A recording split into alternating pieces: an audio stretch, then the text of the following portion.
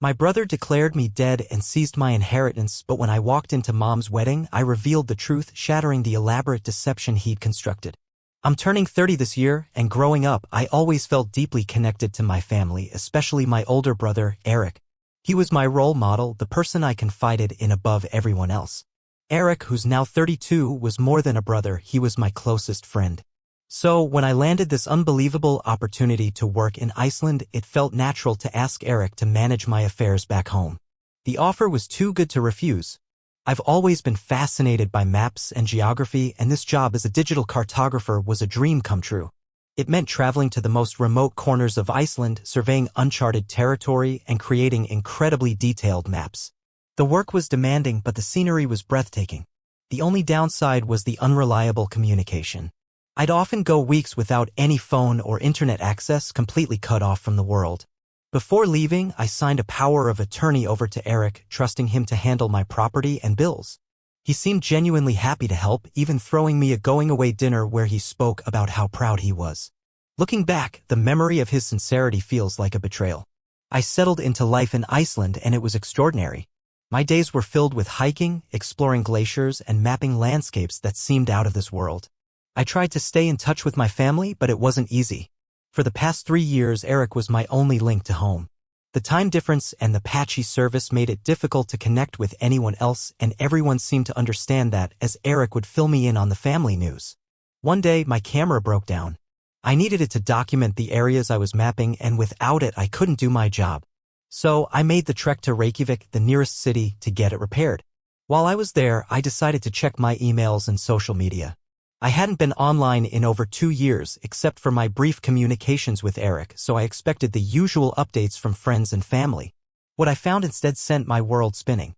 There was a memorial post dedicated to me. It was so unreal.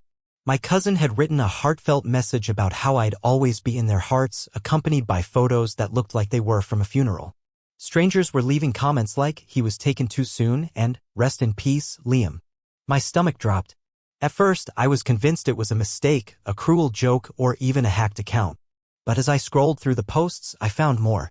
My mom had shared a photo of me from high school with a caption that read, "Not a day goes by that I don't miss you." I immediately called her, but it went straight to voicemail. Then I called Eric. Same thing. I didn't know what else to do, so I messaged a few of my friends. Finally, one of them replied. His name's Jake. We've been tight since college. Confused, I asked him what was going on, and he responded with a single question. "Dude, is this really you?" It took a while to convince him I wasn't a ghost or some sort of elaborate prank. Then he dropped the bombshell. Eric had told everyone I died in a car accident in Iceland. He'd even forged a police report and claimed the local authorities were unable to recover my body due to the treacherous terrain. Jake was furious. He said he'd always found it odd that Eric handled everything so swiftly, from the funeral arrangements to settling my estate. But he didn't feel it was his place to question it, and everyone just accepted it because, well, why wouldn't they? Eric was my brother. He was supposed to care about me. I spent the rest of that day trying to make sense of what had happened. My mom hadn't mentioned me in any recent posts, but I noticed she'd gotten engaged and her wedding was in 2 weeks. That realization was the hardest to bear. Eric had erased me so completely that my mom was moving on with her life without me. I booked a flight home for the very next day. I kept it all inside. Articulating what had happened felt impossible, a jumbled mess I couldn't even begin to untangle. But staying put, letting Eric simply walk away with everything I'd worked for? That was equally impossible. I didn't yet grasp the full scope of his deception, the extent of the theft, or how long he'd been plotting it all, but a fierce, gut-level instinct told me I had to confront him. The flight back was a haze. My mind churned, replaying every conversation with Eric before I left. I'd been so open, so trusting. Handing him the reins to my property felt like a natural extension of our brother-sister bond. I'd even joked about him keeping things afloat while I chased my dream. Now, every memory, every casual word felt poisoned. Sleep evaded me. Instead, I mindlessly scrolled through those online memorial posts, reading the outpouring of grief from people who genuinely believed I was gone. Landing, I drove straight to my house, the place Eric was supposedly looking after. But the moment I pulled up, I knew something was terribly wrong. The locks were changed. My name had vanished from the mailbox. Panic rising, I tried calling Eric again, but predictably, he ignored my calls. That's how I ended up standing on my mother's doorstep, suitcase clutched in my hand, wrestling with the impossible task of explaining I wasn't dead. I couldn't just knock and yell, "Surprise, I'm back from the grave." That's when the impulsive, half-baked plan formed. I'd wait until the wedding. It wasn't the most strategic idea, but the thought of seeing Eric's face when his elaborate lie crumbled was too tempting to resist. I still only possessed fragments of the truth, only that Eric had convinced everyone I was dead and somehow managed to sell my house. My brother had betrayed me in the worst possible way, and I wasn't about to let him get away with it. The next 2 weeks dragged on, feeling like an eternity. I holed up in a nondescript hotel, constantly on edge, terrified of being recognized. I needed to prevent Eric from discovering my return before I could confront him. Mostly, I just agonized over what I'd say, what I'd do when I finally faced him. Would I explode in anger?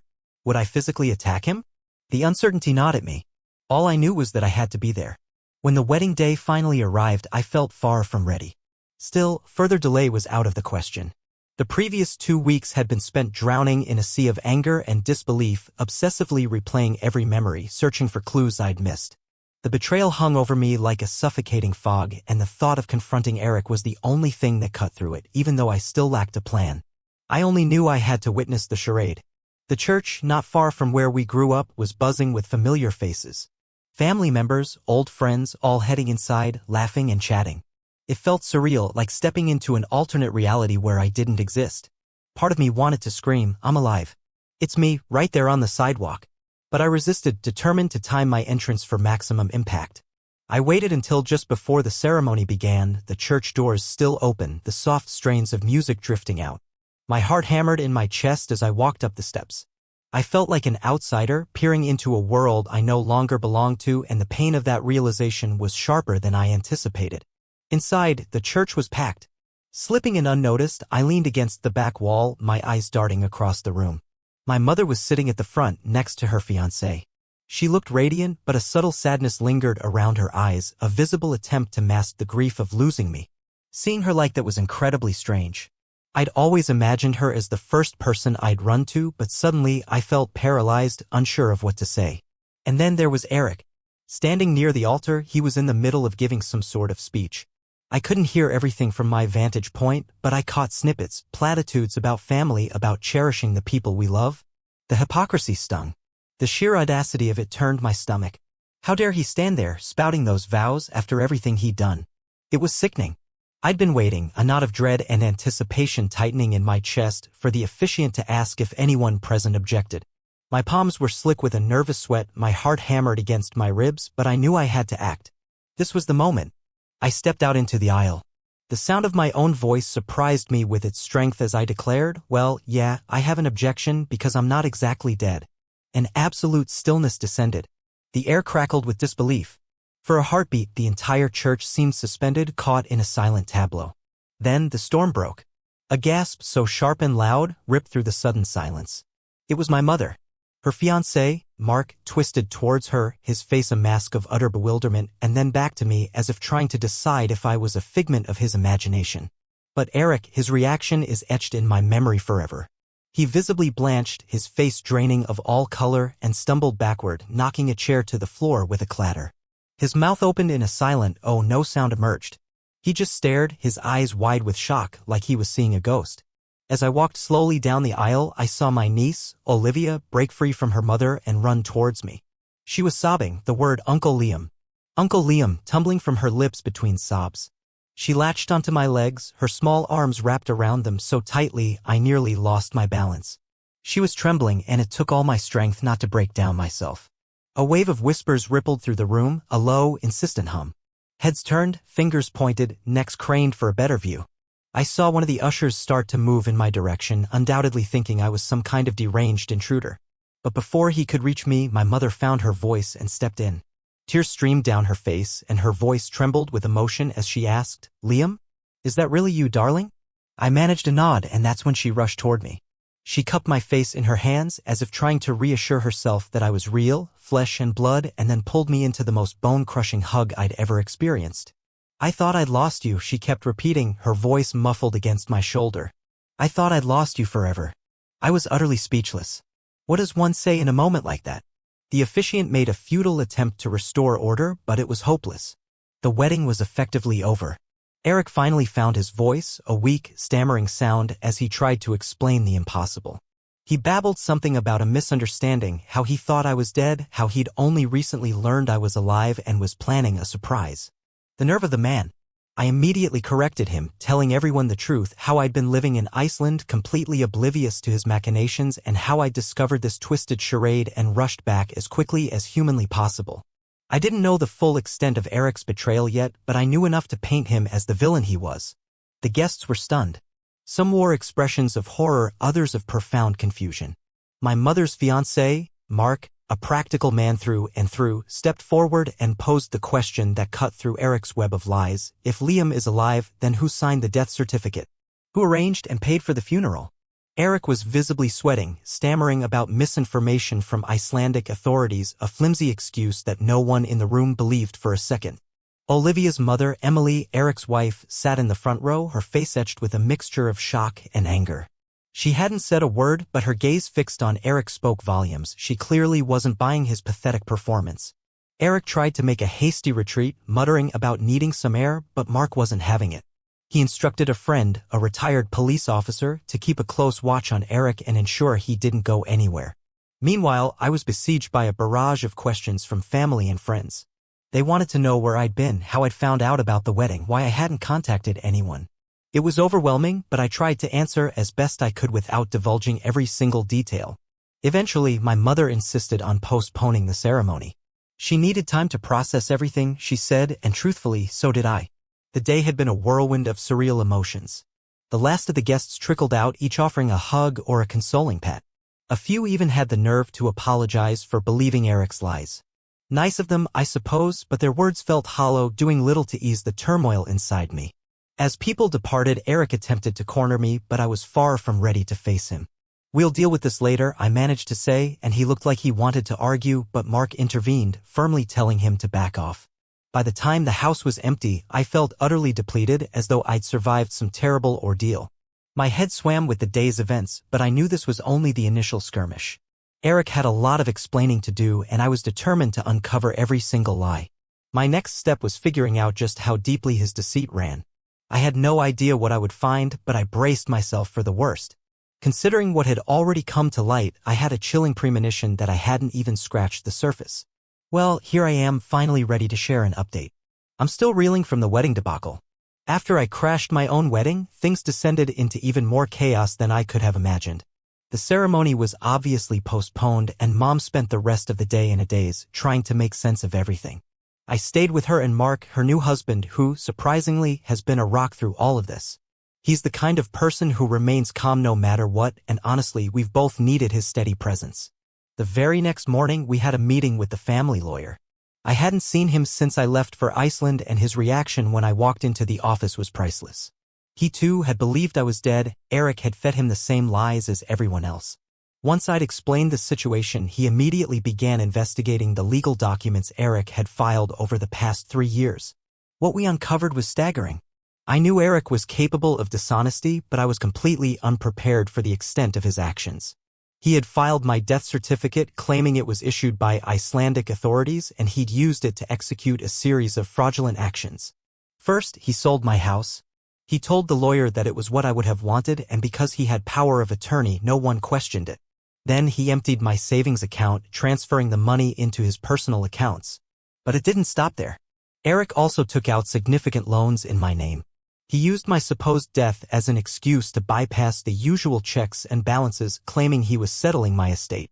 With that money, he bought himself a new car, renovated his house, and even started a side business. He was living lavishly while everyone else thought I was gone. The most devastating part was that his deception extended beyond me. Mom confided in me that she'd lent Eric money from her retirement fund because he claimed he was struggling to pay for my funeral and settle my supposed debts. She didn't hesitate to help because, why would she? She believed she was honoring my memory. Hearing that shattered my heart. Mom has never been wealthy. She's worked tirelessly her entire life to save for her retirement. The thought that Eric exploited her grief and manipulated her like that is something I will never forgive. After gathering all this information, the lawyer strongly advised filing for a formal investigation. At this point, it was clear that Eric's actions weren't just immoral, they were illegal. The fake death certificate alone is a serious crime, not to mention the fraud and identity theft. While we were still trying to process everything, Eric showed up at Mom's house unannounced. I imagine he thought he could talk his way out of it all, but things didn't go as he planned.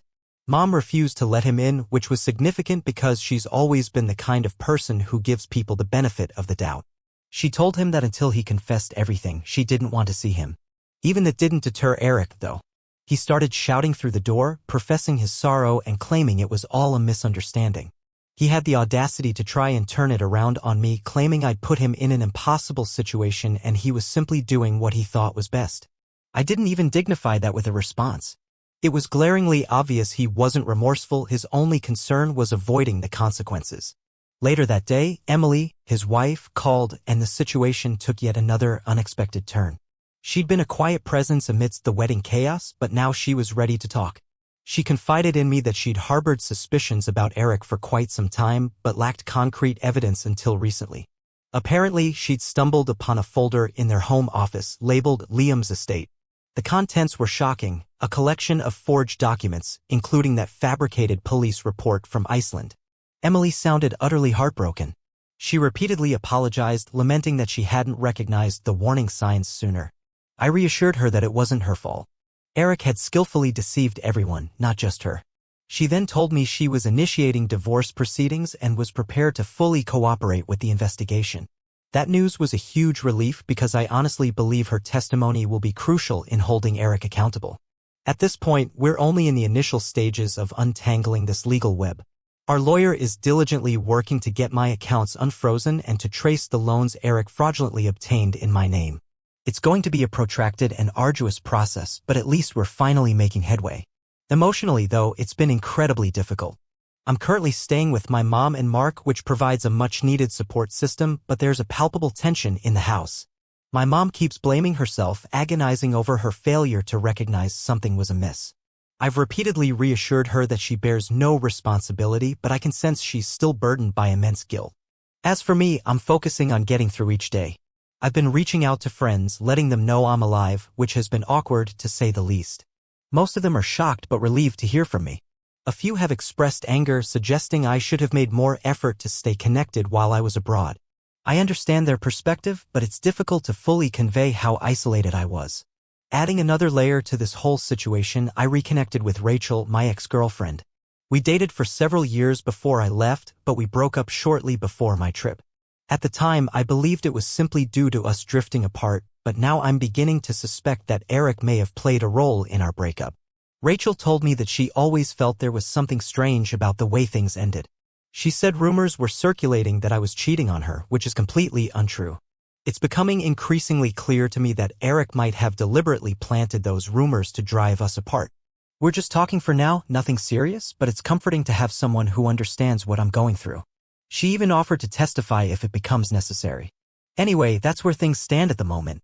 There's still a great deal to unravel, and I'm certain that as we continue to investigate Eric's deceitful actions, we'll uncover even more. I'll keep you all updated as more information becomes available. Thank you again for listening, it really means more than you know. Hey, Reddit! After the wedding and all the shocking truths that came to light, you'd think things couldn't possibly get any worse, but as it turns out, Eric's web of lies extended far deeper than I could have ever imagined. Once our lawyer really started digging into the mess Eric had created, the things we uncovered were truly unbelievable. For starters, the inheritance from our grandfather wasn't just a simple trust fund like we'd always believed. There were significant investments, substantial ones, that had been established decades ago. These were specifically designed to mature when both Eric and I reached the age of 28, with the payout split equally between us. The amount was truly staggering, millions of dollars. But thanks to Eric's manipulative schemes, he managed to seize control of the entire fortune. Here's the twisted way he accomplished it. After I departed for Iceland, he rummaged through some old files in my house, the house I trusted him to manage while I was away, and discovered the documentation pertaining to the inheritance. He then realized that if one of us were declared dead, the surviving sibling would inherit the full amount. It started subtly, then escalated. Now I realize it was all carefully orchestrated. Eric was plotting, meticulously crafting a web of deceit for months. I've been piecing it together, the extent of his planning chilling me to the bone. He manufactured emails, fabricating hiking permits that painted me as reckless and thrill-seeking, always courting danger. He even paid someone to file a false police report declaring me dead. The sheer audacity of it is astounding. But the real gut punch came with the realization that Eric wasn't alone in this twisted game. Patrick, our family's lawyer for years, the man my mother and I placed unwavering trust in, was his accomplice. He was integral to Eric's scheme, forging documents, submitting the fake death certificate, and laundering my inheritance into obscure offshore accounts. Patrick was the linchpin, making the impossible devastatingly real. And the layers of betrayal kept peeling back. Our current lawyer, painstakingly dissecting the labyrinthine trail of evidence, uncovered years of Eric's subtle interference in my life. I'd always chalked things up to bad luck or poor timing, but now, looking back, I see his fingerprints on everything. Remember Rachel, my ex-girlfriend? I discovered emails Eric had sent her, impersonating me with a fabricated email account. He spun a tale about my emotional unavailability, my reluctance to commit, suggesting we should break up. She had no reason to doubt their authenticity. The emails looked perfectly legitimate, and I was too consumed with preparations for my Iceland trip to suspect anything amiss. He didn't just sabotage my relationships, he undermined my professional life as well. After college, I interviewed at several promising companies. I never received a response, assuming I just wasn't the right fit. Now I know Eric intercepted my mail and emails, rescinding job offers on my behalf, even discarding my applications. Discovering all this felt like a series of brutal blows, each revelation more agonizing than the last. It forced me to reevaluate every aspect of my life, every setback, every heartbreak. How much of my life was authentically mine, and how much had been silently stolen by Eric? The most unsettling part is trying to pinpoint when his resentment started to fester. I keep circling back to the same questions. Why? Why would he do this? What had I ever done to him? Our lawyer thinks it might stem from our grandfather's will. Eric always believed he was the favored one, and perhaps seeing the inheritance divided equally between us was a blow to his ego and unbearable injustice. But even if that's the reason, it's difficult to comprehend. We were brothers, we shared a childhood. I always admired him, looked up to him. I trusted him implicitly, and he exploited that trust to systematically dismantle my life. My mom is struggling even more than I am. The discovery that two people she held in such high regard, Eric and Patrick, were the architects of this treachery has utterly devastated her. She blames herself for not recognizing the warning signs, and despite my constant reassurances, I can see she doesn't believe me. The unwavering support of Mark, my mom's husband, has been a lifeline. He's been my constant companion, staying up late with me, meticulously reviewing documents, and helping me piece together the puzzle.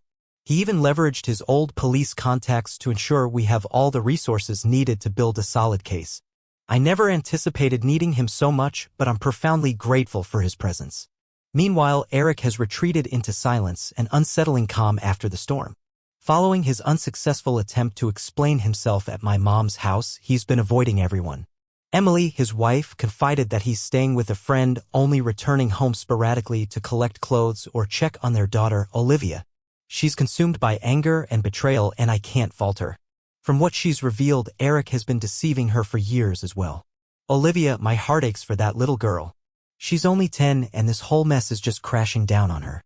All she understands is that her father, her rock, is suddenly distant. And then, this strange man, her uncle, someone she believed was gone forever, is back in her life.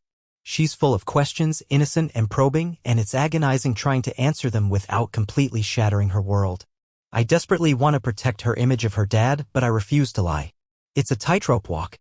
The lawyer keeps saying it will be weeks, maybe even months, before we can unravel this tangled web. Fake loans, hidden offshore accounts, the stolen inheritance. Eric was meticulous, I'll grant him that. He covered his tracks well. But with Emily's willingness to cooperate and the mounting evidence we've already uncovered, I'm hopeful we can bring him to justice. Right now, my focus is on reclaiming what he stole from me and helping Mom regain her faith in everything. It's a slow and painful process, but I'm taking it one day, one step at a time.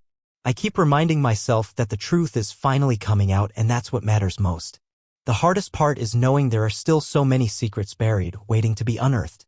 Every day feels like another blow, another revelation of Eric's betrayal, and it's utterly exhausting. I honestly don't know if I'll ever fully understand his motives, how he justified his actions to himself. But I am absolutely determined not to let him win.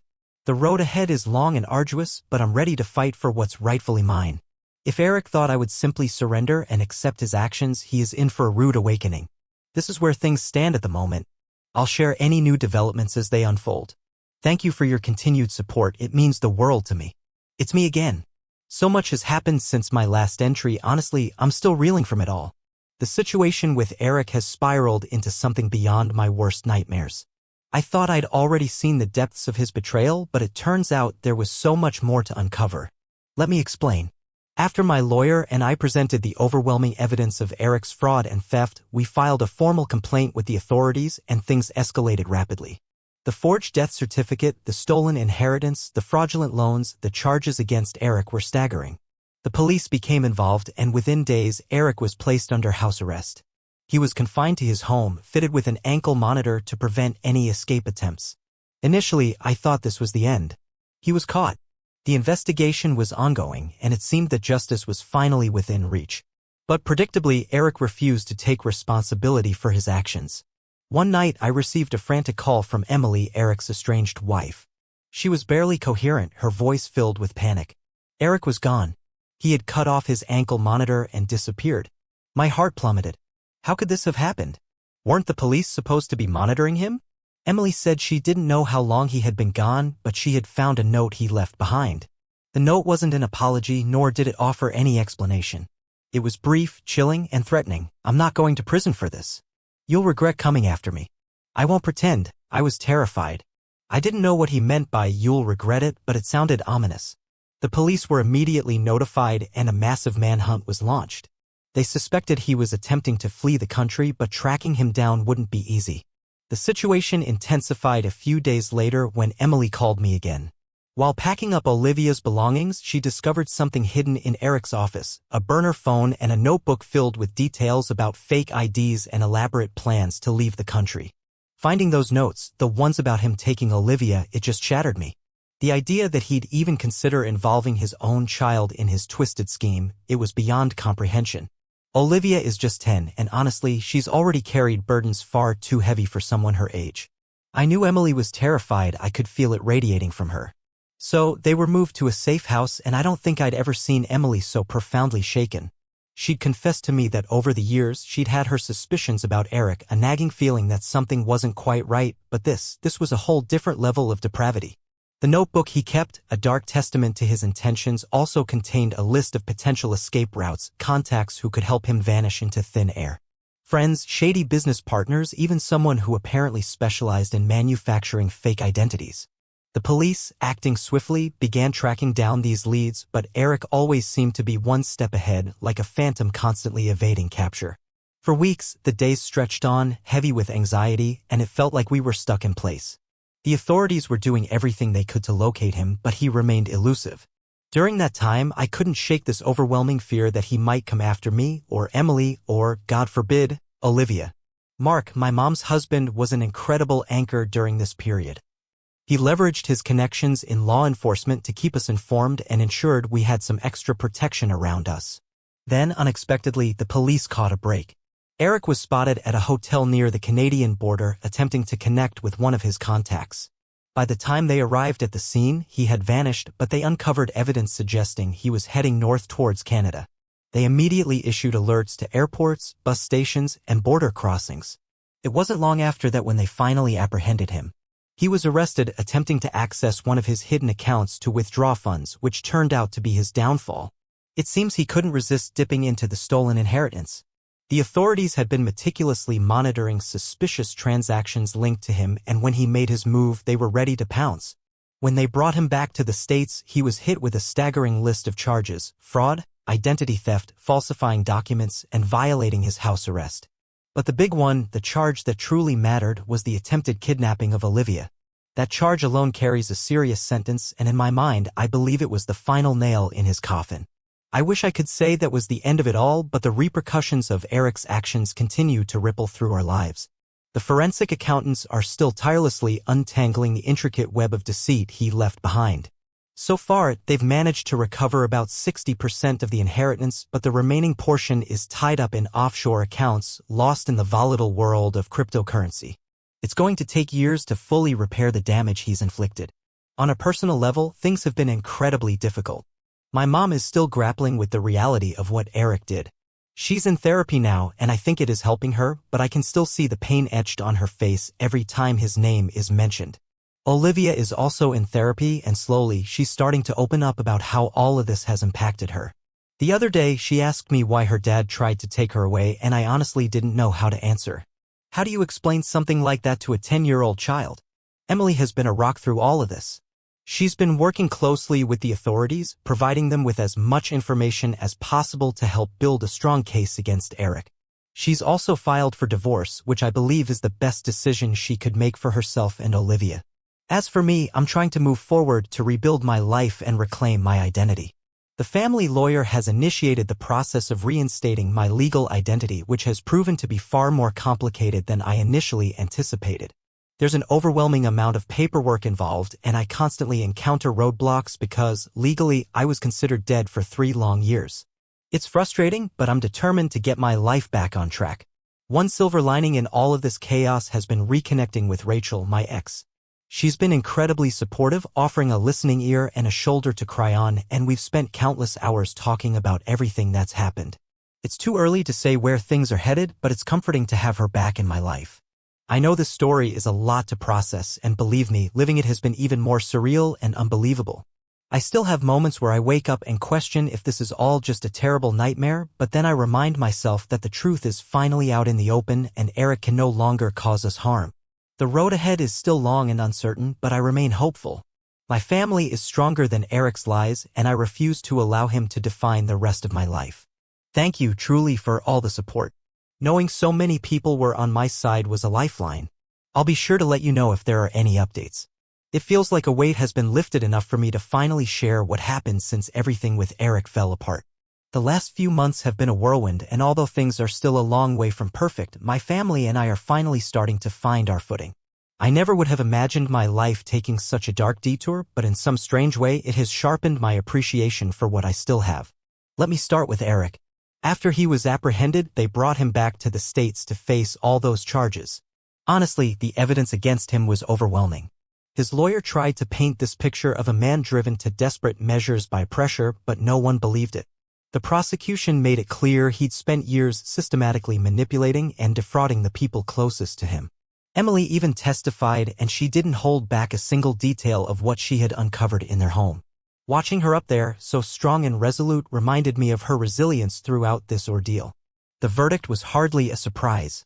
He was found guilty on multiple counts: fraud, identity theft, forgery, and attempted kidnapping. The judge didn't mince words during sentencing either, calling his actions a calculated betrayal of trust. 25 years in prison with no parole eligibility for at least 15. It's a very long time, but I still don't feel that it truly compensates for the damage he has caused. With Eric finally out of the picture, the real work of rebuilding began. Thankfully, the forensic accountants managed to recover a significant portion of the stolen inheritance. What remains has been placed in a trust for Olivia and me.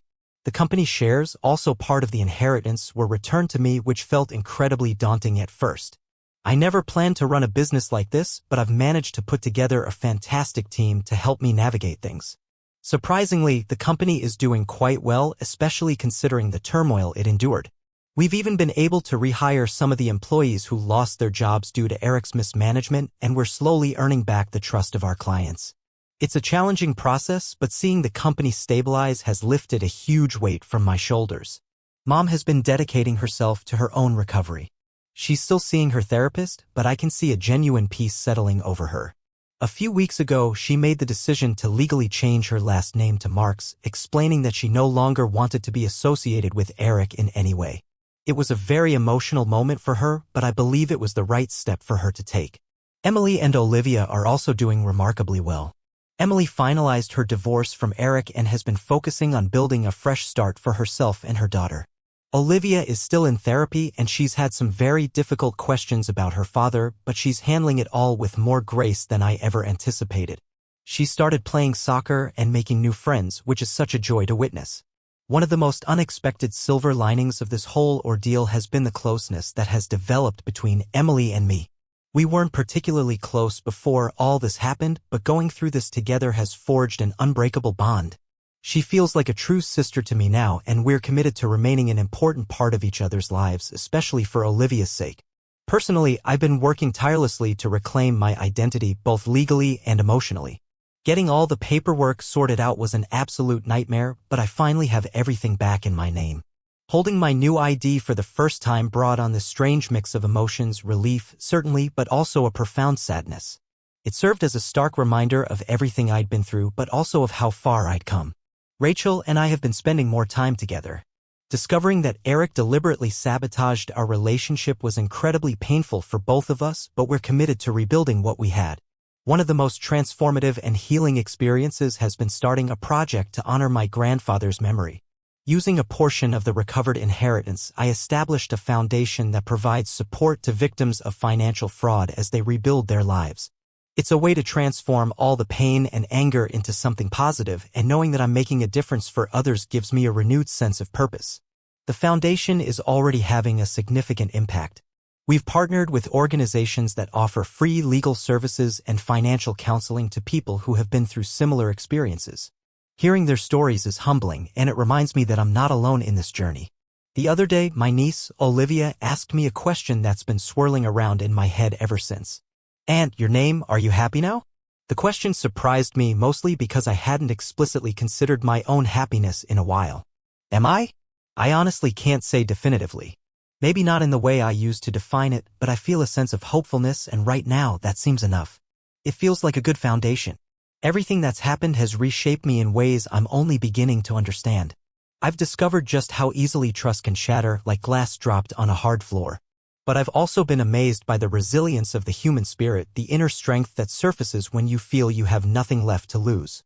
Our family isn't as large as it once was, but the bonds between us feel deeper, more resilient.